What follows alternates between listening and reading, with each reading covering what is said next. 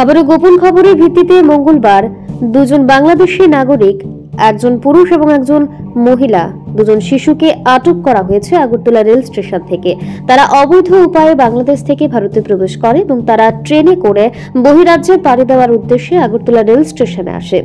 Agartala GRPS, Agartala RPF, BSF এবং গোয়েন্দা বিভাগ মিলে অভিযানটি করে। প্রাথমিক জিজ্ঞাসায় তারা বলে কলকাতা যাবে। তাদের দফায় দফায় জিজ্ঞাসাবাদ চলছে আগরতলা জিআরপি থানা এবং এই মামলার সঙ্গে আরো অনেকেই গ্রেফতার হতে পারে বলে অনুমান।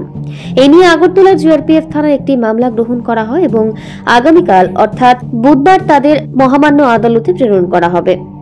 কিভাবে বাংলাদেশিদের গ্রেপ্তার করেছেন এবং তারা কোন কোন জায়গায় যাওয়ার জন্য রাজ্যে এসেছিল এবং তাদের কাছ থেকে কি কি পাওয়া গিয়েছে? হ্যাঁ, গতকালকে আমরা আগরতলা জিআরপিএফ এবং আরপিএফ এবং বিএসএফ এবং আমাদের যে আরও গোয়েন্দা সংস্থা আছে, আমরা সবাই মিলে কালকে দুজন বাংলাদেশিকে আমাদের আগরতলা রেল স্টেশন থেকে গ্রেপ্তার করা হয় এবং ওনাদের সঙ্গে ওনাদের দুটা বাচ্চাও আছে। তো তারা অবৈধভাবে ভারতে প্রবেশ করে এবং জিজ্ঞাসাবাদে বলে যে তারা বেঙ্গালুরে যাবে।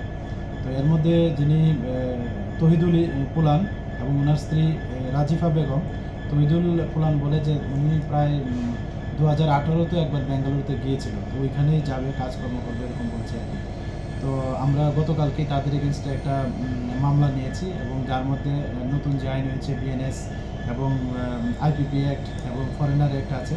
তো আজকে আমরা ওনাদের মহামান্য আদালতে প্রেরণ করছি এবং ওনাদের কাছ থেকে কিছু ডকুমেন্ট পাওয়া গেছে, কিছু ইন্ডিয়ান ক্যাশ কারেন্সি, তো মোবাইলও পাওয়া গেছে, স্মার্ট মোবাইল ফোন। তো এগুলি আমরা খতিয়ে দেখছি এগুলো, এবং এগুলো মানে তাদের আসা যাওয়াতে, অবৈধভাবে আসা যাওয়াতে যারাই ওনাদেরকে হেল্প করেছে, মানে টাউট হিসেবে কাজ করেছে, আমরা অবশ্যই তাদেরকেও আইনের। ব্যুরো রিপোর্ট, পাবলিক নাও।